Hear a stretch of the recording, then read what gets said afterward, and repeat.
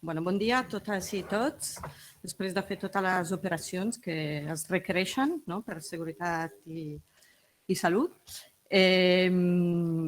vull començar jo també amb un agraïment especial a l'equip de persones que s'han dedicat a l'organització d'aquesta trobada, que és una mica raro estar aquí sense el públic al davant. La veritat que es perd molt del que és el contacte, que als sindicalistes ens agrada molt, i sobretot perquè sé que ha sigut bastant complicat que tot és funcionar i esperem que sigui així. Per tant, moltíssimes gràcies. Seguim, per tant, amb aquesta jornada que vol animar i contribuir al debat sobre els que són els instruments de diàleg social transnacional que tenim a disposició del...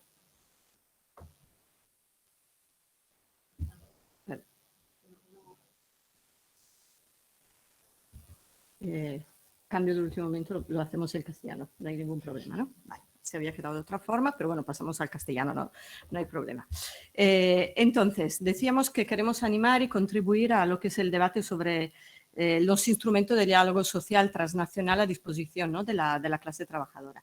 Yo siempre digo que cuando yo era pequeña y en la edad de los niños y niñas en el cole que empezaban a saber explicar chistes, había muchos que empezaban con que hay un italiano, un francés, un alemán, y siempre pasaba alguna cosa. Y el más listo de la situación siempre era el de tu país, ¿no?, que era una forma un poco así loca de hacer Europa probablemente, ¿no? Pero digo esto porque hoy presentamos, aquí el Carlas y yo, presentamos un informe sobre los resultados del cual tendremos un debate también con vosotros y vosotras desde casa, que empieza justamente con una anécdota que me ha hecho recordar estos chistes infantiles, ¿no? Una anécdota protagonizada por un irlandés, un español y un rumano.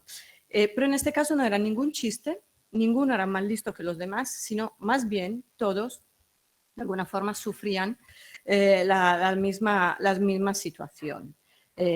Como representante de trabajadores y trabajadoras en su centro de trabajo en frente a una dirección multinacional. ¿Y cuál es esta situación?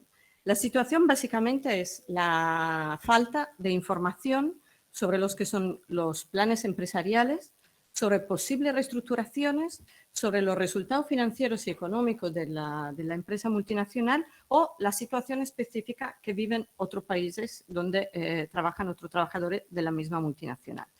Resumiendo, una falta importante de diálogo con la dirección.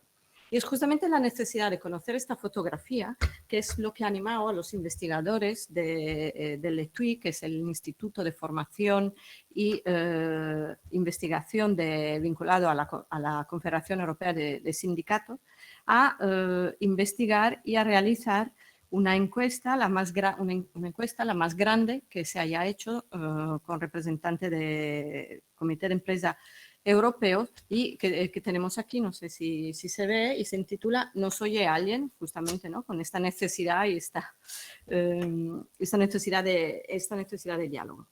Como ya se ha dicho, ha habido una primera directiva europea en el 94, una revisión en el 2009 y ahora estamos en un momento importante porque llevamos años, pero igual ahora hemos llegado al punto exacto en que la necesidad de una segunda revisión se hace cada vez más urgente. Y además no podemos olvidar que este es un debate para el sindicalismo local, nacional e internacional de primer nivel. Pero pasando al estudio, podemos decir que el perfil de los que han participado en este estudio es el siguiente. Han contestado esta encuesta unos 1.635 representantes del Comité de Empresa Europeo, que corresponden a un 9% de los 18.000 representantes del Comité de Empresa Europeo que están identificados. Estas personas representaban a 365 comités de empresa europeos, que corresponden más o menos al 32,7% de todos los comités de empresa europeos que tenemos en Europa, de los cuales solo un 18,4% eran mujeres, pero también desafortunadamente es el mismo porcentaje que refleja el que es la representación en los comités de empresa europeos. Mayoritariamente las multinacionales donde trabajan estos representantes del Comité de Empresa Europeo, no todos los sindicalistas, tienen la sede principal por orden en Alemania, Estados Unidos y Francia. Un 34% de los que han contestado esta encuesta tienen un cargo dentro del Comité de Empresa Europeo, como presidente, como vicepresidente, secretario o parte del comité restringido. Tienen una experiencia de presencia y actividad en el Comité de Empresa Europeo de una media de 5 años y un 83% están afiliados a algún sindicato. Esto es un dato un poco sbiasciato, ahora no me sale en castellano, sesgado, porque esta encuesta se ha hecho sobre todo contando con el apoyo y con los medios de las federaciones europeas, por lo tanto hay una incidencia mayor. Pero bueno, vamos a ver, esto es el perfil, hemos dicho que la más grande encuesta que se ha hecho y las conclusiones de este estudio, ¿cuáles son? Bueno, son preocupantes. Digamos que uno de los objetivos claros que se había fijado por parte de la Unión Europea de cara a los comités de empresa europeos era justamente que pudiesen anticipar y acompañar el cambio.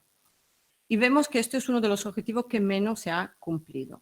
Solo uno de cada 5 representantes dice que de alguna forma se ha realizado de manera correcta y con una cierta calidad el proceso de consulta.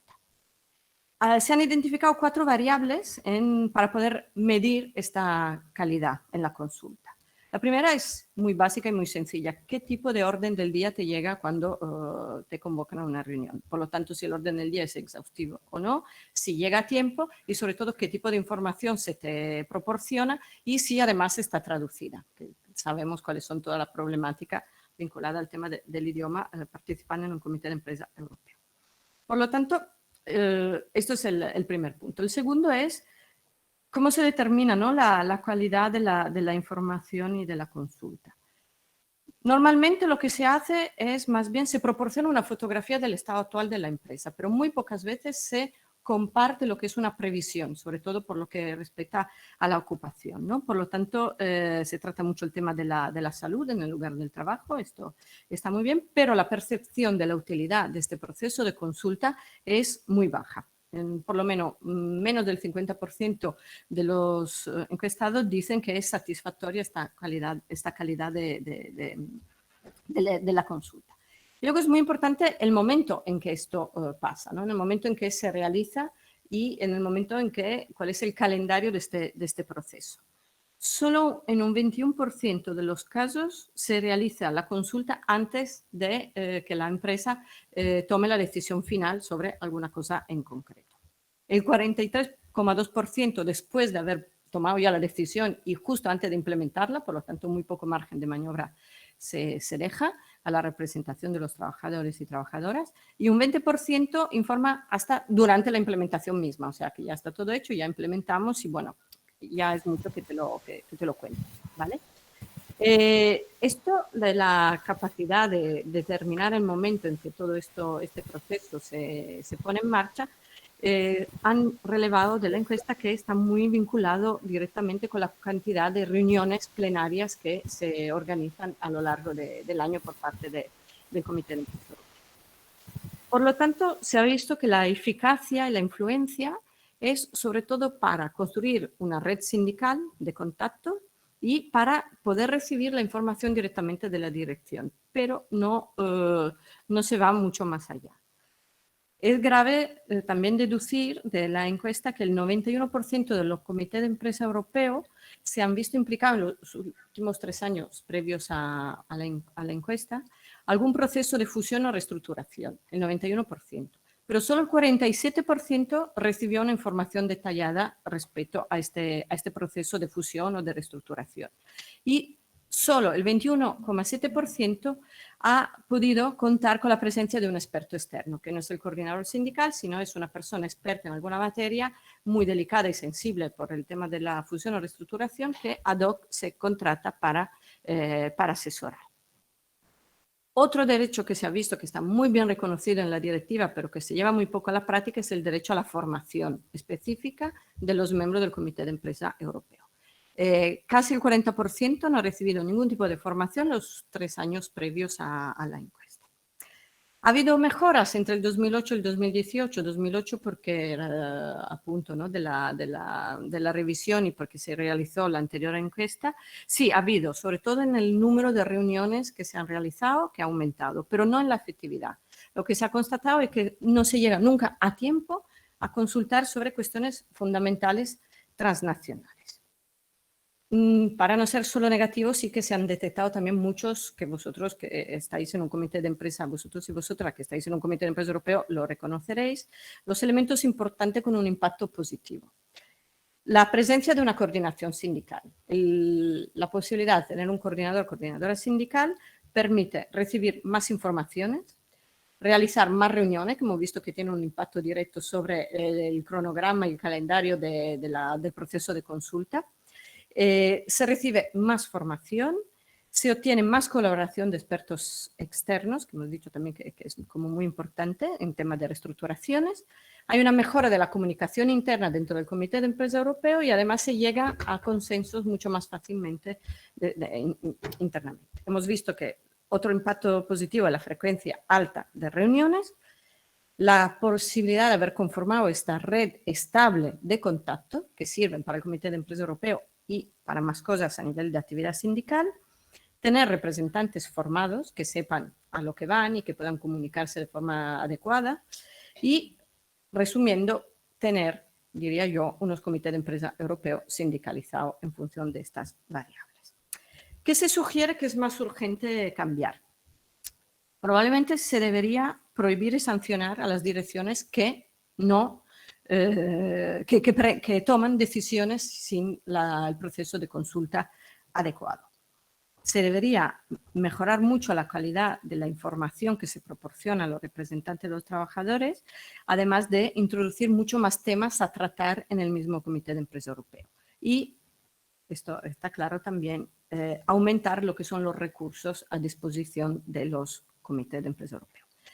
Justo hablando de eso, podemos decir que es como la semana más adecuada para haber realizado esta jornada, lo hemos acertado, porque en la semana anterior ha salido una iniciativa de la Comisión Europea, de la Confederación Europea de Sindicatos, ha lanzado una propuesta de recoger firmas a nivel europeo justamente para un manifiesto en favor de aumentar la democracia en el trabajo. Y uno de los puntos más importantes es justamente revisión de la directiva del Comité de Empresa Europeo para aumentar la participación y para garantizar procesos de información y consultas adecuados.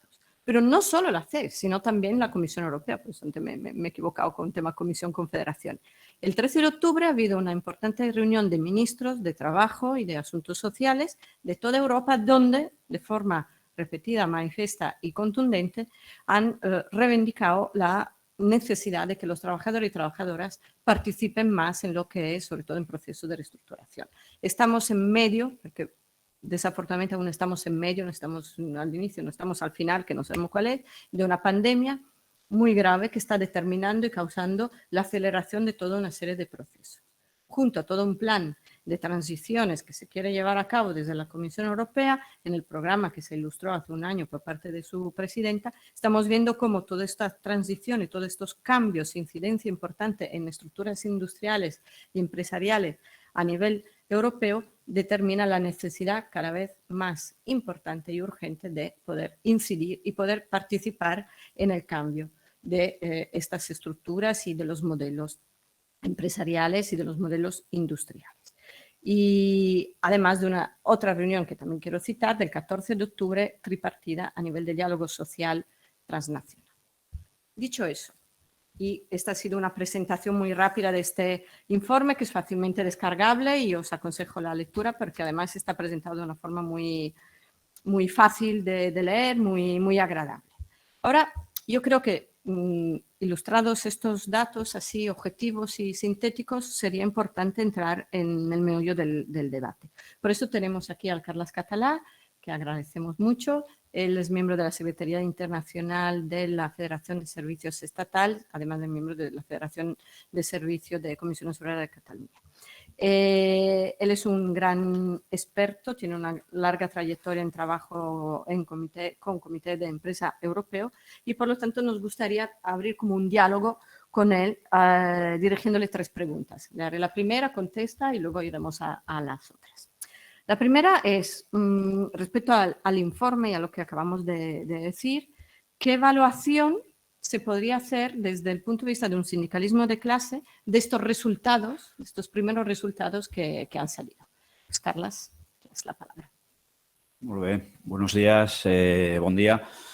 Bueno, primero de todo agradeceros a la organización de la jornada, agradeceros que nos hayáis invitado a nosotros, bueno, para poner un poco nuestra modesta opinión, nuestra modesta aportación encima de la mesa. Gracias por lo de experto, tienes el café pagado, compañera, porque, en fin, aquí expertos hay muchos y sobre todo los grandes protagonistas, como siempre, las compañeras y los compañeros que tenemos cada día en los centros de trabajo y que están intentando bregar para que su comité de empresa europeo funcione. Y es bastante difícil hacer funcionar un comité de empresa normal aquí, con todos los problemas que suele haber de sopas de letras, de intereses cruzados, de otros sindicatos con otra clase de intereses y de problemas con la dirección regional, como para encima intentar que a nivel europeo, con 100 confederaciones que somos en el ámbito de la Confederación Europea de Sindicatos, cada uno con su historia absolutamente digna y absolutamente razonable, nos pongamos de acuerdo para que el Comité de Empresa Europeo funcione bien, ¿no? Con lo cual, pues ya digo, es a ellos y a ellas a quienes sobre todo tenemos que contar como grandes expertos y yo sobre todo una gran expectativa respecto de las mesas que va a haber después, porque nos van a explicar algunas buenas prácticas que van a positivizar bastante, pienso yo, la jornada de hoy. Porque a mí lo que me toca hacer un poco de policía malo y de negativizar, dados los resultados, evidentemente, de la encuesta que nos dibujan una fotografía bastante preocupante, que ha mejorado un poco a lo largo de los últimos años y que no deja de ser cosas con las que ya veníamos trabajando, que ya nos figurábamos desde hacía un cierto tiempo.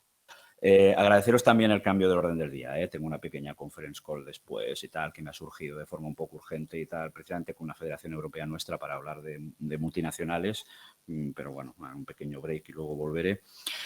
Bueno, me preguntabas qué evaluación podíamos hacer como sindicalismo de clase de los resultados. Bueno, en las propias conclusiones del estudio está.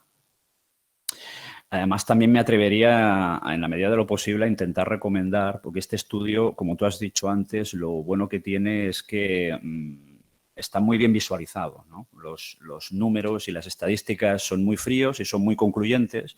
Lo que pasa es que está presentado de tal manera que se hace bastante amable poder seguirlo y tal. ETUI viene haciéndonos a lo largo de los años una serie de estudios concretos sobre cómo va evolucionando el tema de los comités europeos, qué es lo bueno, qué es lo malo, qué es lo que falta.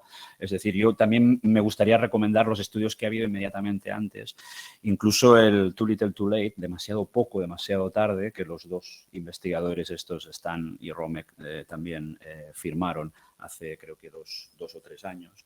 Lo que pasa que es un estudio de 100 y pico páginas bastante más difícil de manejar que este. Ahora, yo a quien se atreva a dedicarle un poquito de tiempo, yo recomendaría muchísimo. Yo recomendaría muchísimo siempre todo lo que hacen los investigadores de TUI, ¿no? Pero especialmente el Too Little Too Late, porque de alguna manera ya hemos cumplido más de 10 años de la reforma de la directiva y la directiva ha cumplido más de 25. O sea, son cifras bastante redondas como para llegar a una conclusión y el Too Little Too Late desarrollaba un poco las conclusiones, que no deja de ser más o menos lo mismo que lo de este estudio. Lo que pasa es que este estudio se basa en una encuesta bastante ambiciosa.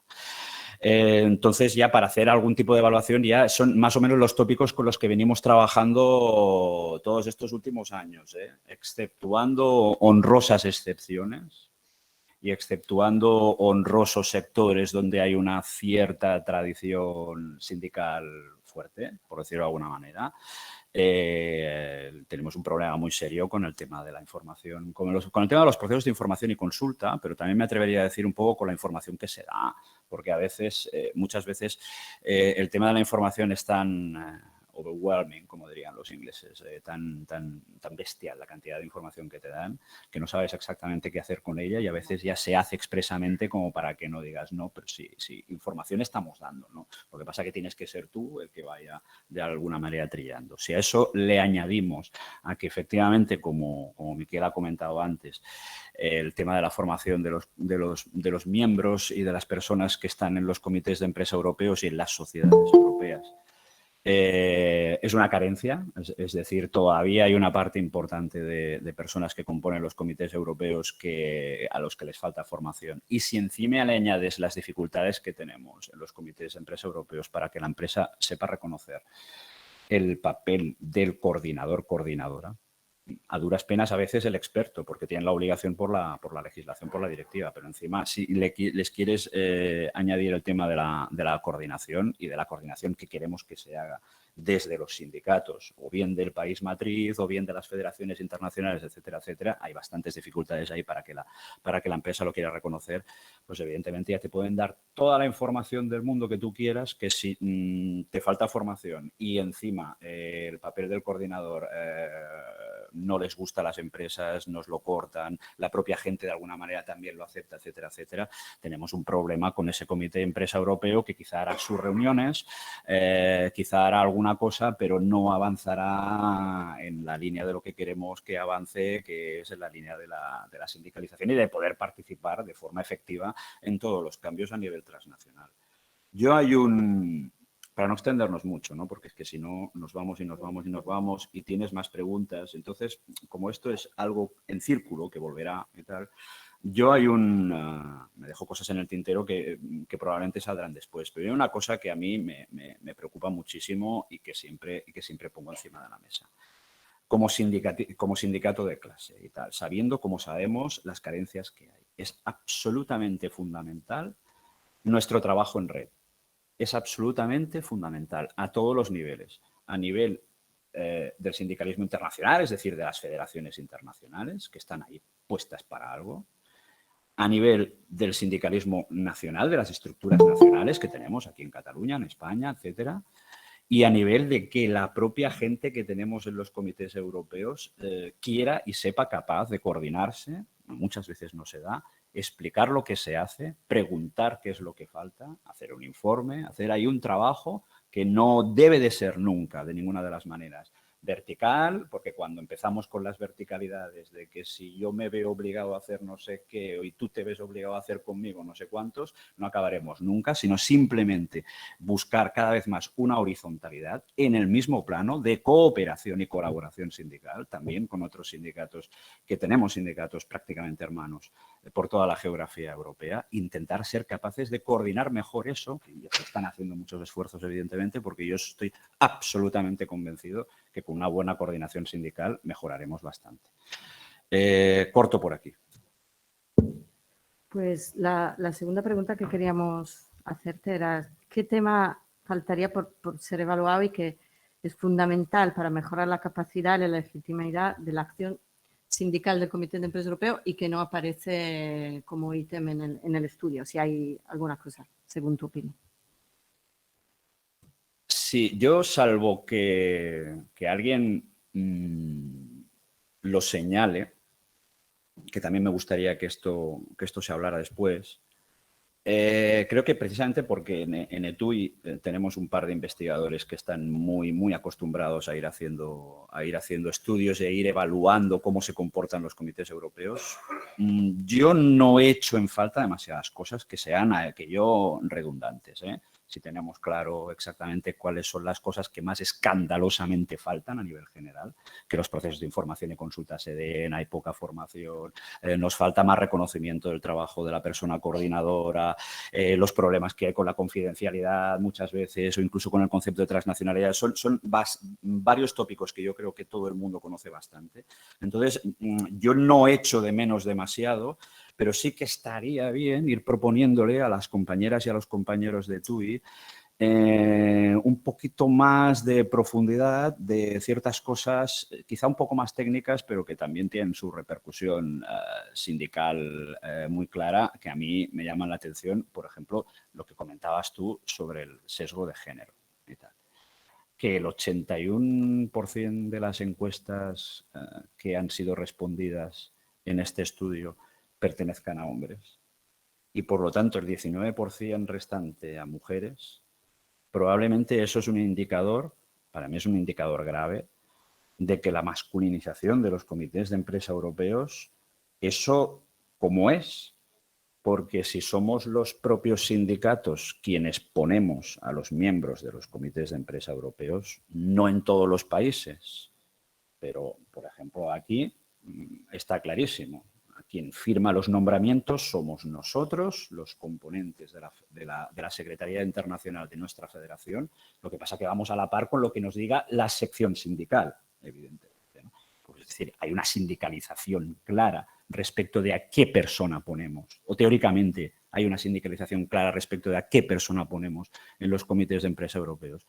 Que haya países que abrumadoramente, de forma mayoritaria, al comité de empresa europeo van hombres, a mí me parece una cosa bastante inexplicable. Entonces, no estaría de más poder intentar ver ahí esos números de dónde vienen, de qué estamos hablando, que hay una inmensísima mayoría de multinacionales en Europa que son masculinizadas. No, eso no es así. Eso no es así. ¿Qué pasa?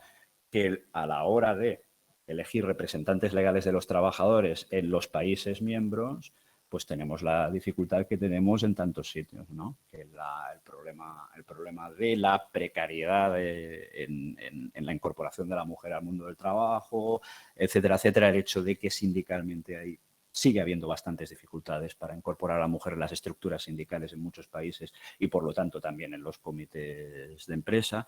A mí me ha faltado un poco, o me faltaría un poquito de profundidad de ahí, ¿no? Porque yo me quedo un poco con el por qué. Vamos a ver, vamos a intentar profundizar eso, porque esto no puede ser. Y por la misma regla de tres, si lo que me gustaría que pudiésemos acabar avanzando a nivel europeo es en una auténtica red sindical de sindicalismo de clase, pues también estaría bien que tú y algún día nos ayudara en algún estudio que vaya un poco más allá sobre qué es lo que hay detrás de las siglas. Cuántos comités de empresa europeos están realmente sindicalizados, en base a de qué sindicatos son miembros todas estas personas, porque a veces eso nos falta un poquito más de profundidad. Y sobre todo para identificar quiénes son los que no son miembros de sindicatos y ver ahí exactamente detrás ese nombramiento, de dónde ha salido, etcétera, etcétera, etcétera, etcétera, porque ahí también seríamos capaces de comprender por qué seguimos sin avanzar satisfactoriamente, vamos avanzando, pero por qué seguimos sin avanzar satisfactoriamente en cuanto a lo que hemos querido desde siempre, que es la sindicalización de los comités europeos. Serían detalles, pero detalles significativos. Muy bien, gracias. Ya a ver cómo hacemos llegar estas sugerencias. Que eso del mapeo, además del Comité de Empresa Europeo en función de tales, de la pertenencia sindical, me parece muy, muy interesante. Bueno, la última pregunta desde la mesa. Luego sé que en el chat se están apuntando unas cuantas personas a hacerte unas preguntas muy, muy, muy concretas. Luego te las leeré rápidamente. En el informe se dice literalmente: la dirección de la empresa, la multinacional, es claramente quien tiene la llave para el éxito de un comité de empresa europeo o no. Hacemos un poco de autocrítica. ¿Hay alguna cosa que igual a nivel sindical se podría hacer para que este éxito sea mayor respecto a los resultados? Así rápidamente. Bueno, lo que han hecho los compañeros es su trabajo como sociólogos y como investigadores. No van a hacer nuestro trabajo como sindicalistas, a pesar de que los dos llevan muchos años en ETUI y se les puede considerar como sindicalistas. Pero sí, está en la conclusión, viene un poco, yo no sé si sacado de contexto, a mí también me llama un poco la atención todo eso de que si la empresa quiere, ¿no? Si la empresa quiere, el Comité de Empresa Europeo funciona.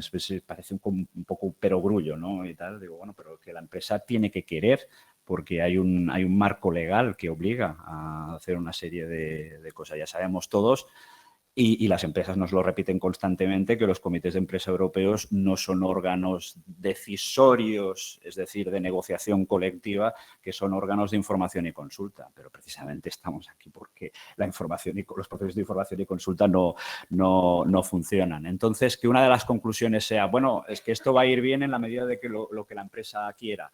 Bueno, pero es que realmente si estamos en este sindicato y en el movimiento sindical, precisamente porque una de las cosas que queremos es disputarle la organización del trabajo al empresario.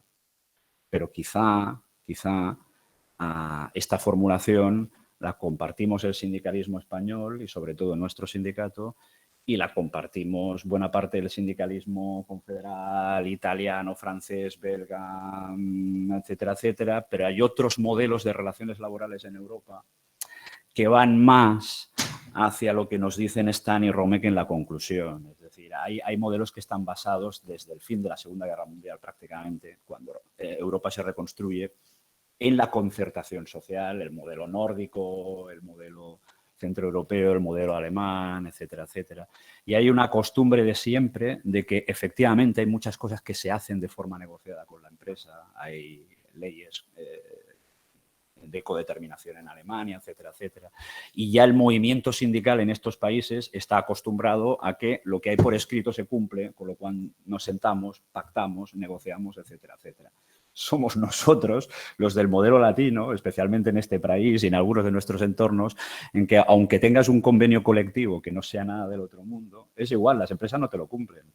Que tienes un acuerdo en el Comité de Empresa Europeo que dice que aparte de las horas sindicales que tienes por ley, tienes 40, 50, 60 más, y es el de la dirección regional de aquí que te dice de que si te vas a Bruselas a una reunión es con tu crédito horario personal. Y digo, oiga, aquí hay un acuerdo que usted me tiene que cumplir. No, aquí ya sabemos todos, no hace falta que redundemos más en ello, que hay una cierta costumbre empresarial de no cumplir.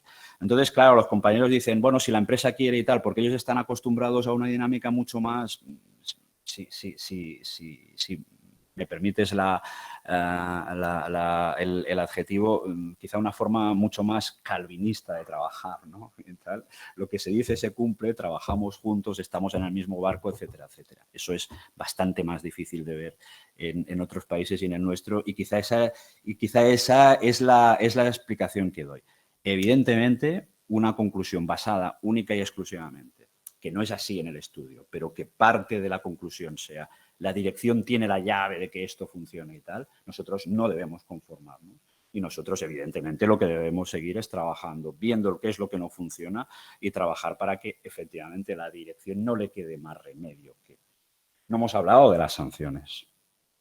Se ha comentado, creo que ha comentado algo muy acertadamente tanto Hernández como Pellejero como Esteban antes, pero no, podríamos estar toda la jornada hablando de cómo es que no nos atrevemos a demandar a la empresa cuando los procesos de información y consulta no funcionan, las dificultades que se encuentran los propios comités de empresa europeos porque a veces no sabes a dónde, no sabes con el apoyo de quién, el tema económico incluso pues también lastra mucho. Dentro de los propios comités de empresa europeos hay muchas opiniones diversas y muchas veces se decanta la balanza por esa forma que decíamos antes de hacer las cosas, de decir, bueno, si no tenemos colaboración con la empresa, pues ya la tendremos en otro tema, ¿no? Vamos a dejarlo, ¿no? Es un poco el no seamos conflictivos y tal, que a veces fluctúa bastante en muchos comités de empresa europeos, pero la cuestión es que el hecho de que las empresas, bueno, la capacidad esta coercitiva de tener unas sanciones suficientemente fuertes, que es una de las cosas que nos faltaría en la directiva, no esté en estos momentos, pues es un lastre importante. Pero de todas maneras, para intentar hacer las cosas mejor, aparte de la presión que podamos seguir ejerciendo a nivel de CES para que la directiva se revise algún día, cosa que en estos momentos por parte de la Comisión Europea lo veo francamente difícil, pero seguir trabajando a nivel político de presión en ese sentido, pero a nivel de instancias de comité europeo, pues lógicamente con los instrumentos que tenemos, trabajar en red lo máximo posible para intentar sindicalizar lo máximo posible. No son conclusiones quizá demasiado rotundas, ¿no? Porque todo es matizable, pero bueno, para el tiempo que tenemos yo creo que hay varias cosas que se han puesto encima de la mesa que son buenas para seguir debatiendo. Bueno, Carlas, muchas gracias. Yo creo que esto de las sanciones será un tema que volverá, porque como hemos dicho antes, desde los mismos ministros de Trabajo se está haciendo esta propuesta de llegar a algo mucho más contundente para que se respeten lo que está pactado. Pues ahora tenemos unas preguntas desde el público que creo que se conectan, ¿no? Tenemos una María Méndez y Margot Sastre. Le damos palabra. Vale, empezamos por la primera que se ha apuntado, que es María Méndez. Si quieres abrir el micro, María, y formular tu Sí. pregunta, Carlas. Gracias. Hola, buenos días. Soy María Méndez, delegada sindical de Comisiones Obreras de Louis Vuitton, y me gustaría hacer un par de preguntas. En este estudio que ha hecho ETUIL, me gustaría saber si se están cumpliendo la formación sindical para el conjunto del comité y a nivel individual a cada miembro de comité de empresa europeo de cada país titular o suplente. Muchas gracias.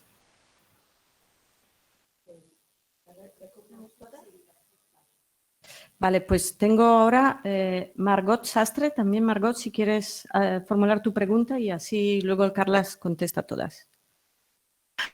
Hola, buen día a tothom. Soy Margot Sastre. He sido miembro del Comité de Empresa Europeo, ya no lo soy. Ahora estoy en el área internacional de la Federación Industria Estatal. Si bien Carlas lo ha ido comentando en las conclusiones, bueno, en la encuesta pues habla mucho de la... ¿Me oyes? En las conclusiones, la falta de información y consulta. Si bien en la segunda revisión de la directiva se desarrolló un poco más lo que era información y consulta, pues parece que eso aún no está bien determinado. ¿Ves posible que en las próximas directivas o revisiones se pueda afinar o ajustar más, que realmente sea una obligación del empresario y no que, bueno, depende de la voluntad, ¿no? Porque si bien es verdad que nosotros tenemos cosas que decir, a veces la directiva queda de una manera que con el trámite que hace el empresario ya es suficiente. ¿Qué opináis de eso? Gracias. Pues gracias, Margot. Tengo un comentario de un compañero de Miquel Losada, pero yo creo que es como más para una mesa que de las experiencias, ¿no? Pregunta qué tipo de experiencia hay en otro proceso de consulta. Yo creo que es más pertinente hacerlo después de la mesa de experiencia que tenemos prevista. Y la Cristina Farrán, que dice justamente que pone en evidencia, no es una pregunta, simplemente es un comentario diciendo que el proceso de consulta no está funcionando y que tiene muchísimas dificultades. Ahora, sin más, Carla, si quieres tú dar respuesta, por favor. Gracias. Sí, pensar que esto es un estudio en el que los compañeros de TUI nos señalan y nos ponen una fotografía de lo que hay, ¿eh? Ahí es verdad que hay una serie de conclusiones, pero tampoco es que haya opiniones políticas excesivamente trascendentes. Es decir, no deja de ser los números matemáticos que son fríos y que nos ponen encima de la mesa y nos dicen, mirad, esta es la situación que hay, a partir de aquí hacer lo que tengáis que hacer. Yo lo digo porque, María, comentabas que si se contempla en el estudio todo el tema de la formación, sí, lo comentaba Miquela antes, lamentablemente el porcentaje, ¿nos hemos desconectado? ¿No? No, estamos bien, ¿no? Vale. El porcentaje de compañeras y compañeros, miembros de comités de empresa europeos y sociedades europeas que reciben formación, decías que es un tercio el que falta, ¿no? Es decir, bueno, son números realmente, pues para que veáis. Es una obligación de las multinacionales dar formación a los miembros de los comités de empresa europeos. Y me atrevería a decir, una obligación de todos, de los propios miembros de comités de empresa europeos y las personas que les coordinan en las federaciones, hacer un seguimiento de eso. Porque es muy fácil cuando vuelves a tu país, bueno, que haya una serie de compromisos, pero que esos compromisos se vayan diluyendo, ¿no? Ahora mismo no podemos, ya hablaremos, etcétera, etcétera. Lo importante es hacer el seguimiento de esto. Muchas veces, bueno, no solo son las dificultades que hay con el tema de recibir formación, también son las dificultades que hay con el tema de que creo que lo comentaba ahí por encima, el tema de las horas sindicales, y precisamente una de las compañeras que estaba comentando lo podría hablar de experiencia propia, porque la propia compañera Cristina bueno, ha tenido problemas históricos muy serios de tener que ir a las reuniones de su comité de empresa europeo con su tiempo personal o con su crédito horario personal. Pero sí, la pregunta que yo he entendido que era si se contemplaban los temas de formación se contemplan, ¿eh? Es decir, el estudio toca todos los palos de la baraja. Lo que pasa es que el estudio lo que hace es ponernos la foto en las narices y decirnos, esto es lo que hay, actuar. Y Margot, buen día, compañía. Bueno, Margot, ya sabes que el problema que hay con el tema de la reforma de la directiva es serio y la Comisión Europea está como está. Claro, es que encima solo faltaba que se nos viniera encima todo el problema de la pandemia como para que determinadas cosas que estaban teóricamente encima de la mesa hayan quedado paradas. A pesar de que seguimos insistiendo a nivel de Confederación Europea de Sindicatos, lo que decía antes Miquela, y a nivel de federaciones internacionales, que hay alguna en la que compartimos, Margot, que seguimos insistiendo una y otra vez en que bueno, la participación de la democracia en el centro de trabajo y la participación de los trabajadores, el concepto que teóricamente las propias instituciones europeas comparten, nos lleva a que, por favor, escucharnos, hay cosas de la directiva que no funcionan, pongámonos a ello y pongámonos a hacer una nueva reforma de la directiva. Yo no lo veo, yo no es que lo vea negro, pero es que no lo veo de un color excesivamente optimista en estos momentos. Ya poco antes de que la pandemia nos lo trastocara todo, ya la Comisión Europea ya le había dicho a la Confederación Europea de Sindicatos que si querían que nos pagaban un librito de recomendaciones. Pero que de momento no iban a ir más allá. Ya veremos, ¿eh? Nuestro papel institucional, evidentemente, sigue siendo presionar y estar encima. Bueno, muchísimas gracias, Carles, porque nos has aportado muchos elementos interesantes. Muchísimas gracias a las que habéis hecho preguntas. Hay más comentarios, pero son comentarios. Luego podemos entrar en el chat y lo podemos leer. Y, por lo tanto, con una puntualidad más que británica, porque hemos acabado 5 minutos antes de lo previsto y es mejor en esta circunstancia, ya que es un poquito más difícil seguirlo así online. Damos paso a la segunda mesa que moderará el Dani García de la Federación de Industria y tendremos virtualmente aquí con nosotros al compañero amigo Heinz Birnbaum. Vale, muchísimas gracias.